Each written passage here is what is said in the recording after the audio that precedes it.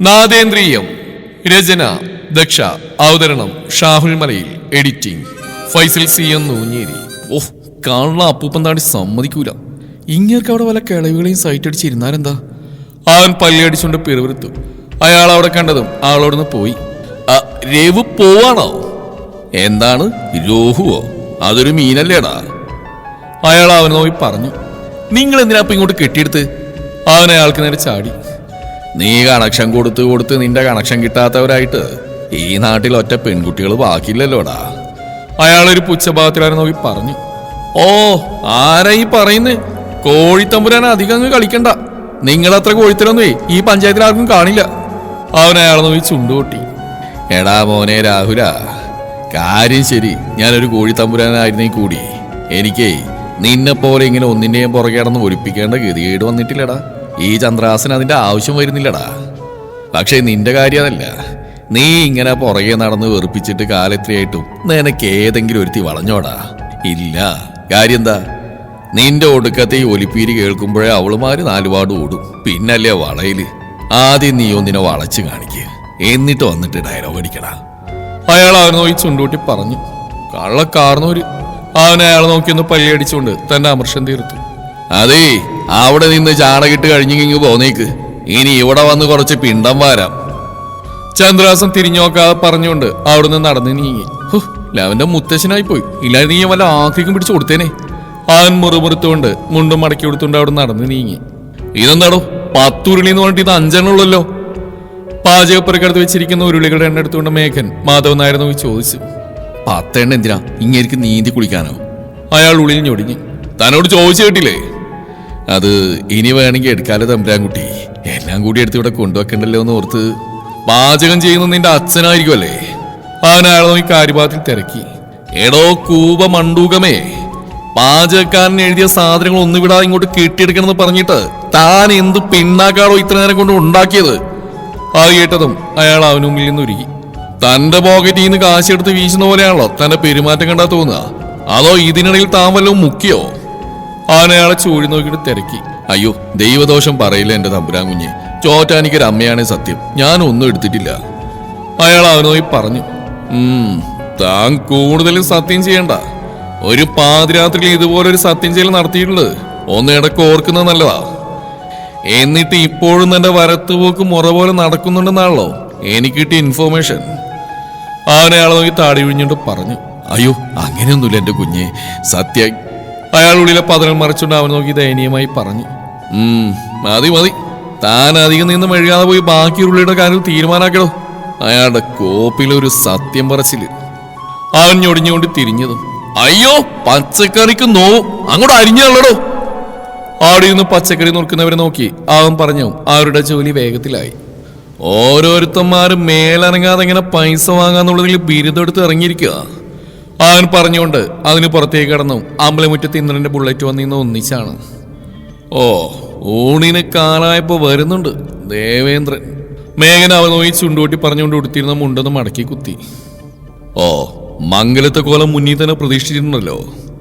ഇന്ന് തന്നെ നോക്കി നിൽക്കുന്നവരെ നോക്കി ഉള്ളിൽ ഞൊടിഞ്ഞുകൊണ്ട് മുന്നോട്ട് കടന്നു. എടോ നായരെ! ഇന്ദ്രൻ നോക്കിക്കൊണ്ട് തന്നെ മേഘന അവിടുന്ന് മാധവൻ നായരെ നീട്ടി വിളിച്ചു. എന്താ തമ്പുരാൻകുട്ടി? അയാൾ അവനടുത്തേക്ക് വന്നുകൊണ്ട് തിരക്കി. ഉച്ചയൂണിന് അരിയിട്ടിട്ടില്ലെങ്കിൽ ഒരു നാഴിയരി കൂടുതൽ ഇട്ടേക്കാൻ പറഞ്ഞേക്ക്. ഊണിന് കാലായ നേരം നോക്കി ചിലരൊക്കെ എഴുന്നള്ളുന്നുണ്ട്. അവൻ തങ്ങൾക്കരികിലെത്തിയ ഇന്ദ്രൻ കേൾക്കാനെന്നോണം നായരോടായി പറഞ്ഞു. അത് കേട്ടത് മാധവൻ നായർ ഇന്ദ്രനെ ഒന്ന് പാളി നോക്കി. ഓ, ഇപ്പൊ തുടങ്ങും അംഗം. ഇത്ര നേരം ഒന്നിനു മാത്രം സഹിച്ചാൽ മതിയായിരുന്നു. ഇനിയിപ്പോ ഇതിന്റെ ഗർജനം കൂടി കേൾക്കണല്ലോ എന്റെ ചക്രത്തപ്പ. അയാൾ ഇന്ദ്രനെ നോക്കി മനസ്സിൽ പറഞ്ഞു. എടോ നായരെ! അയാൾ ചിന്തിച്ച നേരം തന്നെ അയാൾക്കുള്ള വിളി വന്നു. എന്താ തമ്പുരാൻകുട്ടി? അയാൾ ഇന്ദ്രന്റെ അടുത്തേക്ക് വന്നോണ്ട് തിരക്കി. ഒരു പണിയും ചെയ്യാതെ ചിലർക്ക് ഇവിടെ മുഴുവൻ ചിഹ്നം വിളിച്ച് നടക്കാമെങ്കിൽ നീക്ക് ഉച്ചയൂണെന്ന് നേരെ നോക്കിയും കെട്ടിയെടുക്കാം. ആ, എടുക്കാം കുഞ്ഞേ. അയാൾ അതിനനുകൂലിച്ചുകൊണ്ട് പറഞ്ഞു. നിന്റെ ഗർജനത്തേക്കാൾ ഭേദം എന്റെ ചിഹ്നം വിളി തന്നെയാടാ ദേവേന്ദ്ര. മേഘന അവനെ നോക്കി പല്ലിയടിച്ചു. രണ്ടും കണക്കാ. അത് കേട്ട മാധവൻ നായർ ഉള്ളിൽ പറഞ്ഞു. തമ്പുരാൻ കുഞ്ഞെ, ഈ അടുപ്പ് കൂട്ടുന്ന എവിടെയാ? നേരത്തെ കുട്ടളവും പിടിച്ചു വന്ന 2 പേര് മേഘനടുത്തേക്ക് വന്നോണ്ട് തിരക്കി. എന്റെ നെഞ്ചത്ത് കൂട്ടടാ! അവൻ അവർക്ക് നേരെ അലറി. അവന്റെ ഒക്കെ ഒരു അടുപ്പ്. മനുഷ്യൻ ഇവിടെ അടുപ്പിളകി ഇരിക്കുമ്പോഴാ അവന്റെ മേഘൻ തന്റെ അലർച്ച കേട്ട് ധൃതിയിൽ നടന്നകലുന്നവരെ നോക്കി മുറുമുറുത്തു.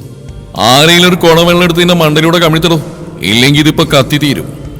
ഇന്ദ്രൻ അവിടെ കത്തി നിൽക്കുന്നവരെ നോക്കാതെ പറഞ്ഞുകൊണ്ട് അവിടുന്ന് മുണ്ടും മടക്കി കുത്തി നടന്ന് നീങ്ങി. അതാദ്യം നിന്റെ അണ്ണാക്കിലോട്ട് കമിഴ്ത്തടാ കോപ്പേ. നട്ടുച്ച കയറി വന്നിട്ട് അവന്റെ അമ്മൂമ്മയുടെ ഒടുക്കത്തെ ഒരു ആജ്ഞാപനം. മേഘൻ അവനെ നോക്കി വിളിച്ചു പറഞ്ഞുകൊണ്ട് അവിടുന്ന് നടന്ന് നീങ്ങി. സൗദാമിനി!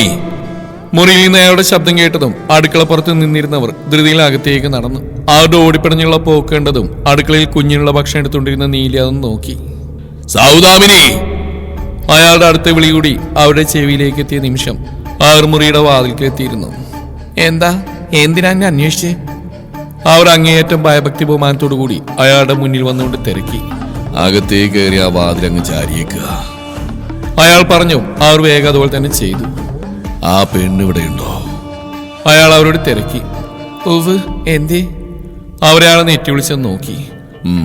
ദാ ഇതങ്ങോട്ട് പിടിക്കുക, എന്നിട്ട് ഞാൻ പറയുന്നത് ശ്രദ്ധിച്ച് കേൾക്കണം. അയാൾ തന്റെ കയ്യിലെ കിഴി അവർക്ക് നേരെ നീട്ടിക്കൊണ്ട് പറഞ്ഞു. എന്താ ഇത്? തനിക്ക് വെച്ച് നീട്ടിയ ചുവന്ന പട്ടുകൊണ്ടുള്ള കിഴിയിൽ എന്തെന്നറിയാനുള്ള വ്യഗ്രതയോടെ അവർ തിരക്കി. പറയണത് എന്തായാലും അതൊരക്ഷരം മിണ്ടാതെ അങ്ങോട്ട് കേൾക്കുക. ഇങ്ങോട്ട് കൂടുതൽ ചോദ്യങ്ങൾ വേണ്ട, മനസ്സിലായോ സൗദാമിനിക്ക്? അയാൾ അവർ നോക്കി ഗൗരവത്തിൽ തിരക്കി. ഉവ്. അയാൾ ഒരു അടിയാളപ്പെണ്ണിനെ പോലെ അയാൾക്ക് മുന്നിൽ തന്നെ ശിരസ് ഉനിച്ചുകൊണ്ട് പറഞ്ഞു. രാത്രി ഇന്ദ്രൻ വരുമ്പോ ഇതത്രയും നീ അവൻ എന്തിലെങ്കിലും കലക്കി കൊടുക്കണം. അയാൾ പറഞ്ഞതും സൗദാമിനിയുടെ കണ്ണുമിഴിഞ്ഞു. കൊടുത്താ മാത്രം പോരാ, കൊടുത്തത് അത്രയോ ഒരൽപ്പം പോലും ബാക്കിയില്ലാത്ത വിധം അവനുള്ളിൽ ചെന്നിട്ടുണ്ടെന്ന് ഉറപ്പ് വരുത്തണം. കൊടുക്കാം. ആർ വേഗം സമ്മതിച്ചു. ഇന്ന് ഇരവ് വെടിയുമ്പോൾ ഞാൻ കാണേണ്ടത് ഒരു ചെറുവിരല് പോലും അനക്കാൻ കഴിയാത്ത വിധം കിടക്കുന്ന എന്റെ കൊച്ചുമകനെ ആയിരിക്കണം.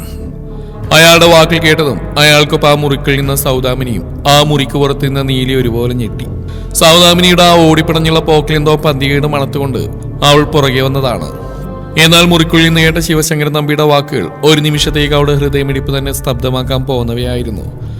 കേട്ട വാക്കുകളുടെ നടുക്കത്തിൽ അവൾ അനങ്ങാൻ കഴിയാൻ നിന്നുപോയി. തമ്പിയേട്ടാ! സൗദാമിനി മിഴിഞ്ഞ കണ്ണുകളോടെ അയാളെ വിളിച്ചു. ഈ ഭൂമിയിൽ ആ ഒരുവനോളം ആരെയും ഇയാൾ സ്നേഹിച്ചു കാണില്ല. അവന്റെ അച്ഛൻ പോലും അതിനുശേഷമേ ഉണ്ടായിരുന്നുള്ളൂ. ആ അവനെയാണ് ഒരു ജീവച്ഛവം പോലെ കിടത്തണമെന്ന് പറയുന്നത്. എന്തിന്? ആൾക്കുള്ള സ്വയം ചോദിച്ചു. മുന്നോട്ടുള്ള യാത്രയിൽ അവൻ എനിക്ക് മുന്നിൽ ഒരു തടസ്സമായിട്ട് വരാതിരിക്കാൻ ഇപ്പോൾ ഇത് അനിവാര്യമാണ്. അയാൾ തനിക്ക് മുമ്പിൽ കണ്ണുമിഴിച്ച് നിൽക്കുന്നവരെ നോക്കി കുറ്റബോധത്തിന്റെ യാതൊരു മേമ്പൊടിയും കൂടാതെ പറഞ്ഞു. നീ പേടിക്കണ്ട, അവൻ ആജീവനാന്താ കിടത്തം തുടരാൻ പോകുന്നില്ല. ഏറിയ 2 ദിവസം. അതിനുശേഷം അവൻ കണ്ണുകൾ തുറക്കുന്നത് നാൽപ്പാട്ട് ശിവശങ്കരൻ നമ്പിയുടെ കൊച്ചുമകൻ മാത്രമായിട്ടായിരിക്കും. ഇന്നത്തെ ഈ ഒരൊറ്റ രാത്രിയോടുകൂടി നാൽപ്പാട്ട് ലക്ഷ്മണ ജിതേന്ദ്രൻ ഇനി മുതൽ ഞാൻ തെളിക്കുന്ന വഴികളിലൂടെ മാത്രമേ നടക്കൂ. അയാളുടെ വാക്കുകൾ മുറിക്ക് പുറത്തുനിന്നവളുടെ ഹൃദയത്തെ പാടെ തകർക്കാൻ പോകുന്നവയായിരുന്നു. തന്റെ ഇന്ദ്രേട്ടന് നഷ്ടമാവുമെന്നല്ലേ ആ പറഞ്ഞതിന്റെ അർത്ഥം? ആളൊരു നടുക്കത്തോടെ ഓർത്തു. ആ ഒരു ചിന്ത പോലും അവളെ ഭയത്തിന്റെ നിലയിലാക്കയത്തിലേക്ക് തള്ളിയിടാൻ പോകുന്നവയായിരുന്നു. ഉള്ളിൽ അവൾ അനുഭവിക്കുന്ന മാനസിക സംഘർഷത്തിന്റെ പ്രതിഫലനം എന്നോണം അവളുടെ നെഞ്ചിരിപ്പ് ഉയർന്നു. നെറ്റിത്തടങ്ങളും ഉള്ളം കൈയും ഒരുപോലെ വിയർപ്പിനാൽ മുങ്ങി. ഇന്ദ്രന് തനിക്ക് നഷ്ടപ്പെടാൻ പോകുന്നെന്ന് അവൾക്കുള്ളിലിരുന്ന് ആരോ ആവർത്തിച്ച് പറയുന്ന പോലെ അവൾ തന്റെ ഇടിച്ചു വരുന്ന നെഞ്ചിരിപ്പിനെ ശാന്തമാക്കാൻ എന്നോണം ആ ഭിത്തിയിലേക്ക് ചാരി നെഞ്ചിൽ കൈവച്ചുകൊണ്ട് ഒരു നിമിഷം തന്റെ കണ്ണുകൾ അടച്ചു നിന്നു. ഏറിയ 2 ദിവസം. അതിനുശേഷം അവൻ കണ്ണു തുറക്കുന്നത് നാൽപ്പാട്ട് ശിവശങ്കരൻ നമ്പിയുടെ കൊച്ചുമകൻ മാത്രമായിട്ടായിരിക്കും. അയാളുടെ വാക്കുകൾ ഒരിക്കൽ കൂടി അവളുടെ കർണപടത്തെ പൊള്ളിച്ചുകൊണ്ട് കടന്നുവന്നു. അടുത്ത നിമിഷം അവൾ തന്റെ ഇറുക്കിയടച്ച കണ്ണുകൾ വലിച്ചു തുറന്നു. മുറിക്കുള്ളിൽ നിന്നും അയാളുടെ ശബ്ദം വീണ്ടും കേൾക്കുന്നുണ്ടെങ്കിലും അവളുടെ കാതുകളിൽ മുഴങ്ങി കേട്ടുകൊണ്ടിരുന്ന അത്രയും അയാളുടെ ആ വിഷം പുരണ്ട വാക്കുകളായിരുന്നു. അതിന്റെ ആഘാതം ചെറിയ രീതിയിലൊന്നുമല്ല അവളുടെ മനസ്സിനെ ഉലച്ചു കളഞ്ഞത്. അവൾക്ക് ഇന്ദ്രനെ കാണാൻ തോന്നി. അവനെയും കുഞ്ഞിനെയും കൂട്ടി എങ്ങോട്ടെങ്കിലും ഓടി ഒളിക്കാൻ തോന്നി. ഈ ജീവിതത്തിൽ തനിക്ക് തുണയായി ആകെയുള്ളവനാണ്. അതിലുപരി ഈ നാളത്തെയും തന്നെ ഒരുവള മാത്രം നെഞ്ചിലേറ്റി നടന്നവനാണ്. തന്റെ താലിയുടെ അവകാശി. ഇല്ലിക്കല നീലിമയ്ക്ക് ഈ ഭൂമിയിലുള്ള ഏക അവകാശി.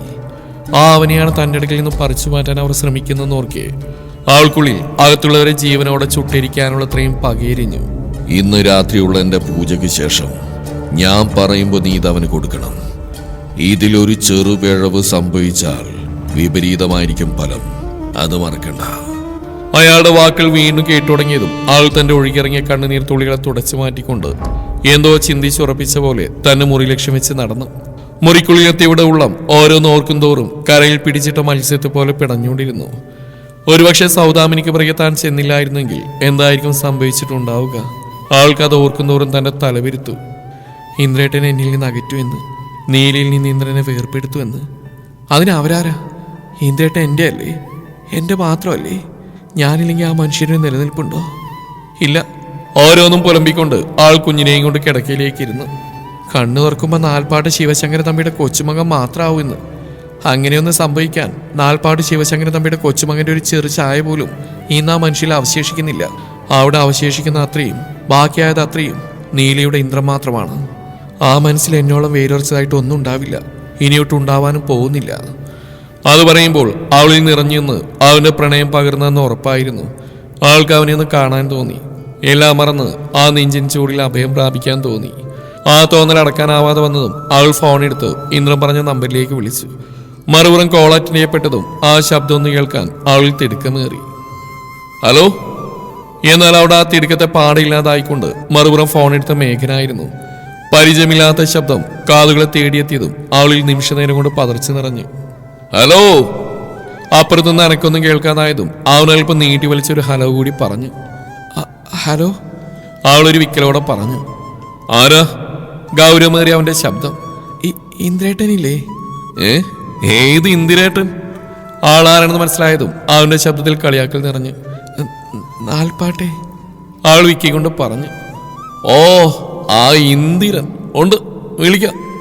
ഡാ ഇന്ദിരേട്ടാ, മേഘൻ പറഞ്ഞുകൊണ്ട് ആടുവാതിക്കൽ നിന്ന് മാധവൻ നായരോട് കാര്യമായിട്ടെന്നോ പറയുന്നവനെ നോക്കി ഒരു ഈണത്തിൽ വിളിച്ചു. അവന്റെ ആ താളത്തിലുള്ള വിളികൾക്ക് ഇന്ദ്രനും നീലി ഒരുപോലെയൊന്ന് പതറി.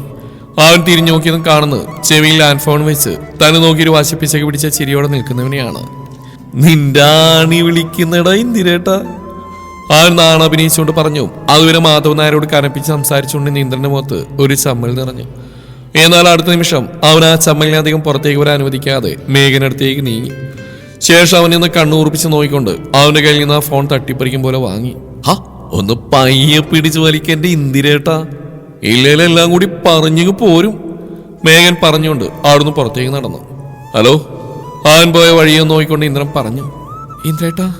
എന്താ, എന്തെങ്കിലും പ്രശ്നമുണ്ടാവും? അവൻ ഉത്കണ്ഠയോടെ തിരക്കി. എനിക്ക് കാണണം. ആളിൽ നിന്ന് ഒട്ടും പ്രതീക്ഷിക്കാതെ ഒന്ന് കേട്ടതും ഇന്ദ്രനൊന്ന് സ്റ്റക്കായി. എന്താ? അവൻ അത് തന്നെയല്ലേ താൻ കേട്ടെന്ന് ഉറപ്പിക്കാനെന്നോണ്ട് അവളോട് തിരക്കി. എപ്പോഴാ വരിക? ഞാനിപ്പോ ഇവിടേക്ക് വന്നേ ഉള്ളൂ. നീ പെട്ടെന്ന് ഇങ്ങനെ പറഞ്ഞ ഞാനിപ്പോ എന്ത് ചെയ്യാനാ? ആളുടെ പ്രശ്നമൊന്നുമില്ലെന്ന് മനസ്സിലായതും അവൻ അവളോട് തിരക്കി. എന്നാ വരണ്ട, ആൾ പറഞ്ഞുകൊണ്ട് തന്റെ ഫോൺ വെച്ചു. എന്നാൽ അവളുടെ ഇടറിലോടെയുള്ള വാക്കുകൾ ചെവിയിലേക്ക് എത്തിയതും അവന്റെ നെറ്റിയൊന്ന് ചുളിഞ്ഞു. ഇവൾക്ക് ഇതെന്താ? അവൻ സ്വയം ചോദിച്ചുകൊണ്ട് ഫോൺ അവിടെ വെച്ചു. ശേഷം പുറത്തേക്ക് ഇറങ്ങി. ഒന്ന് ഇവിടത്തോളം വന്നാലെന്താ? അവൾ ഏറി വന്ന ദേഷ്യത്തോടെയും സങ്കടത്തോടെയും പറഞ്ഞുകൊണ്ട് അവിടെ കിടന്ന് ഓരോന്നും അടുക്കി പെറുക്കി വെച്ചുകൊണ്ടിരുന്നു. ഞാൻ അത്ര വലിയ കാര്യമാണ് ചോദിച്ചു. വരണ്ട, അവിടെ തന്നെ നിന്നോ. അവൾ ഒഴുകിയിറങ്ങുന്ന കണ്ണുകളെ തുടച്ചുകൊണ്ട് പറഞ്ഞു. അലയിലും വഴക്ക് പറയാൻ മാത്രമല്ലേ എന്നെ അന്വേഷിക്കൂ. അവൾ ഓരോന്ന് പറഞ്ഞുകൊണ്ട് കിടക്കയിൽ ഉറങ്ങിക്കിടക്കുന്ന കുഞ്ഞിനരിയിലേക്ക് കിടന്നു. ആ കിടത്തം കിടന്നവൾ ഓരോന്ന് എണ്ണി പറഞ്ഞ് എപ്പോഴോ ഒന്ന് കണ്ണുകൾ അടച്ചതും വാതിൽ കൊട്ടിയേട്ടത് ഒരുപോലെയാണ്. അവൾ തന്നെ കരഞ്ഞു വിങ്ങിയ കണ്ണു തുറന്നുകൊണ്ട് വാതിലിന്റെ ഭാഗത്തേക്കൊന്ന് നോക്കി. ശേഷം കണ്ണുകളൊന്ന് അമർത്തി തുടച്ച് ദേഷ്യം നിറഞ്ഞ ഭാഗത്തിൽ വാതിൽ വലിച്ചു തുറന്നു. വാതിൽ തുറന്ന് സൗദാമിനിയെ പ്രതീക്ഷിച്ചെടുത്ത് തനിക്ക് മുമ്പിൽ നിൽക്കുന്ന ഇന്ദ്രനെ കാണെ നിമിഷ നേരം കൊണ്ട് അവളുടെ കണ്ണുകളിലെ ഭാവം മാറി. ഇത്ര നേരം ദേഷ്യം നിറഞ്ഞെന്ന കണ്ണുകളിൽ വീണ്ടും സങ്കടം സ്ഥാനം പിടിച്ചു. തനിക്ക് മുമ്പിൽ നിൽക്കുന്നവളുടെ കോലം കാണെ ഇന്ദ്രന്റെ നെറ്റിൽ വരകൾ പ്രത്യക്ഷമായി. എന്തേ? അവൻ ചോദിക്കുന്നതിന് മുന്നേ അവൾ അവനെ ഇറുകെ പുണർന്നിരുന്നു. അവിടെ ആ പ്രതീക്ഷിക്കാതെയുള്ള പ്രവൃത്തിയിൽ അവനൊന്ന് പുറകിലേക്ക് ആഞ്ഞു പോയെങ്കിലും അടുത്ത നിമിഷം അവളെ ചുറ്റി പിടിച്ചുകൊണ്ട് നേരെ നിന്നു. തന്റെ കഴുത്തിടുക്കിൽ മുഖം പൊഴുത്തി കരയുന്നവളുടെ കരച്ചിൽ ചീളുകളാണ് അവനെ തിരികെ കൊണ്ടുവന്നത്. നീലി. അവൻ അവളെ തന്നെ പിടിമുറുക്കിക്കൊണ്ട് വിളിച്ചു. കുറച്ചേരം എന്റെ കൂടെ ഇരിക്കുകയോ? അവൾ നീങ്ങിക്കൊണ്ട് ചോദിച്ചു. അവൻ ബലമായി അവളുടെ മുഖം തന്റെ കഴുത്തിടുക്കിൽ നിന്ന് എടുത്തു മാറ്റി തന്റെ മുഖത്തിന് നേരെ കൊണ്ടുവന്നു. കരഞ്ഞിളങ്ങിയ കണ്ണുകളോടും വിറക്കുന്ന മുഖത്തോടും തന്നെ നോക്കുന്നവളെ കാണെ അവന്റെ കൈകൾ അവളെ തന്നിലേക്ക് ചേർത്തമർത്തി. എന്താടി? അവന്റെ ശബ്ദമൊന്ന് മൃദുവായി. നമുക്ക് മോളെയും കൂട്ടി ഇവിടുന്ന് എങ്ങോട്ടെങ്കിലും പോവാ ഇന്ദ്രേട്ട. ആളവന്റെ നെറ്റിയിലേക്ക് തന്നെ നെറ്റിയേർത്ത് വെച്ചുകൊണ്ട് ചോദിച്ചു. പോവാം, കുറച്ചുകൂടി ഒന്ന് കഴിഞ്ഞോട്ടെ. അവൻ പറഞ്ഞുകൊണ്ട് ആളുടെ മൂക്കിന് മുമ്പിൽ ഒന്ന് മുത്തി. ഇപ്പൊ എന്താ ഇങ്ങനെ തോന്നാൻ? അവൻ ചോദിച്ചതും അവൾ അതിന് ഉത്തരം പറയാതെ അവന്റെ തോളിലേക്ക് ചാഞ്ഞു കിടന്നു. നീലി. അവളുടെ ശബ്ദമൊന്നും കേൾക്കാതായതും അവൻ അവളെ വിളിച്ചു. എനിക്ക് ഉറങ്ങണം. അവളിൽ നിന്ന് വന്ന വാക്കുകൾ കേട്ടതും അടുത്ത നിമിഷം അവൾ ഇരു കൈകളിലായി കോരിയെടുത്തുകൊണ്ട് അവൻ കിടക്ക ലക്ഷ്യം വെച്ച് നടന്നു. അവളെ കിടക്കയിലേക്ക് കിടത്തിക്കൊണ്ട് അവനിട്ടിരുന്ന ഷർട്ട് അഴിച്ചു മാറ്റി അവൾക്ക് മേലേക്ക് ചാഞ്ഞു. അവളുടെ കൈകൾ അവനെ തന്നെ നെഞ്ചിലേക്ക് ചേർത്ത് പൊതിഞ്ഞു പിടിച്ചു. ഇനി പറയേ എന്താ? അവന്റെ കൈകൾ അവളെ ചുറ്റി വരിയുന്നതിടെ അവൻ അവളോട് തിരക്കി. ഇവിടെയുള്ളൊരു ശരിയല്ല ഇന്ദ്രേട്ട. അവൾ അവന്റെ മുടിയിലൂടെ വിരലോടിച്ചുകൊണ്ട് പറഞ്ഞു. അത് നിനക്ക് ഇപ്പോഴാണ് തോന്നിയത്? അവൻ ചോദിച്ചുകൊണ്ട് അവളുടെ മാറിൽ നിന്ന് സാരി തല പടർത്തി മാറ്റി. ഇത്ര നാളത്തെയും പോലെയല്ല. ഇപ്പോ എനിക്ക് ജീവിക്കാൻ തോന്നുന്നുണ്ട്. ഒന്ന് ജീവിച്ചു തുടങ്ങിയപ്പോഴേക്കും എല്ലാം അവസാനിക്കാൻ പോകുന്ന പോലെ തോന്നുന്നു എനിക്ക്. അവൾ പറയുന്നതിനൊപ്പം അവന് തന്നിലേക്ക് അടക്കി പിടിച്ചു. അവളുടെ ആ മുറുകിയ ഹൃദയതാളവും പേടിയോടെയുള്ള പെരുമാറ്റവും ഇവിടെ കാര്യമായിട്ടെന്തോ നടന്നിട്ടുണ്ടെന്ന സൂചന ഇതിനോടകം അവന് നൽകിക്കഴിഞ്ഞിരുന്നു. അവൻ ആ മാറിൽ നിന്ന് മുഖമുയർത്തി അവൾക്ക് ഇരുവശവും കൈകുത്തി നിന്നു. ശേഷം അവളുടെ ഒഴുകിയിറങ്ങുന്ന മിഴിനീർത്തുള്ളികളെ തുടച്ചു മാറ്റി. ഇത്ര നാളും സംഭവിക്കാത്തൊന്നും ഇനി സംഭവിക്കാൻ പോകുന്നില്ല. അവന്റെ ഉറപ്പോടെയുള്ള വാക്കുകൾ കേൾക്കെ അവളുടെ ചുണ്ടുകളൊന്ന് വിതുമ്പി വിറച്ചു. ഇന്ന് ഞാൻ അവരിന്ദ്രേട്ടനെ എന്നിൽ നിന്ന് പിരിക്കും. ഞാൻ കേട്ടതാ. അവര് പറയുന്നത് ഞാൻ കേട്ടതാ. അവൾ അവനോട് ഭയത്താൽ പുലമ്പി. എന്നെ വിശ്വാസമല്ലേ നിനക്ക്? അവൻ അവളുടെ ചുണ്ടുകളും തഴുകിക്കൊണ്ട് ചോദിച്ച നിമിഷം അവൾ അവന്റെ കഴുത്തിൽ തൂങ്ങിയാടുന്ന മാലയിൽ പിടിച്ച് അവനെ തന്നെ മേലേക്ക് വലിച്ചിട്ടുകൊണ്ട് മുറുകെ കെട്ടിപ്പിടിച്ചു. എന്നെക്കാളും അവൾ പറഞ്ഞതും അവന്റെ ആദരങ്ങൾ അവിടെ കഴുത്തിരിക്കിൽ പതിഞ്ഞിരുന്നു. അതിന്റെ ഫലമായി അവളൊന്ന് കൂഞ്ഞിപ്പോയി. എന്നുറങ്ങിക്കോ, എനിക്കൊന്നും സംഭവിക്കില്ല നീലി. നിന്നെയും മോളെയും വിട്ട് ഈ ഇന്ദ്രൻ എവിടെയും പോവില്ല. കൊടിയേറ്റത്തിന് മുന്നേ ഞാൻ എല്ലാം നേരെയാക്കിയിരിക്കും. വാക്ക്. അവന്റെ വാക്കുകൾ അവൾക്കുള്ളിൽ കുളിര് വളർത്തിയതും ഇതുവരെ ഉറഞ്ഞുകൂടിയ ആധികൾ ഓരോന്നായി ഒഴിഞ്ഞുപോയി മനസ്സ് ശാന്തമാവുന്നത് അവൾ അറിഞ്ഞു. ആ വാക്കുകളിലെ ഊർജ്ജം ഉൾക്കൊണ്ടുകൊണ്ട് പുതിയ ചില തീരുമാനങ്ങൾ കൈകൊണ്ട് അവൾ തന്റെ കണ്ണുകൾ ഇറുക്കി അടച്ചു. പരസ്പര ആശ്വാസം പകർന്ന് എപ്പോഴാ ഇരുമേനികളും നിദ്രയെ പുൽകിയിരുന്നു. രാത്രിയിലെ പൂജക്കായി തങ്ങളുടെ കുടുംബക്ഷേത്രത്തിന് മുമ്പിൽ വന്നു നിൽക്കുമ്പോൾ ശിവശങ്കരന്റെ ചുണ്ടുകളിൽ നിന്ന് ഓരോ മന്ത്രങ്ങളായി പുറത്തേക്ക് വന്നുകൊണ്ടിരുന്നു. കയ്യിൽ കരുതിയിരുന്ന കലശം മുറുകെ പിടിച്ച് നട തുറന്ന് അതിനകത്തേക്ക് കയറാനൊരുങ്ങിയതും അതിന് തടസ്സം സൃഷ്ടിച്ചുകൊണ്ടൊരു ഹോണടി ശബ്ദം അവിടെ ആകെ മുഴങ്ങി കേട്ടു. ഒപ്പം തന്നെ ശക്തിയിൽ എന്തോന്ന് അയാളുടെ ഊന്നുവഴി തട്ടിത്തെറിപ്പിച്ചുകൊണ്ട് അയാളെ ശ്രീകോവിലിന് മുന്നിലെ ബലികലിന് മുകളിലേക്ക് മറിച്ചിട്ടിരുന്നു. ദേവി! അയാളുടെ വായിൽ നിന്ന് വേദനയോടൊരു ശബ്ദം പുറത്തേക്ക് തെറിച്ചു. ദേവിയല്ലടോ, ദേവൻ, തന്റെ മരണദേവൻ. അവന്റെ ശബ്ദം അവിടെ ആകെ മുഴങ്ങി കേട്ടു. തുടരും ഈ കഥയുടെ ബാക്കി ഭാഗം നാളെ ഇതേ സമയം.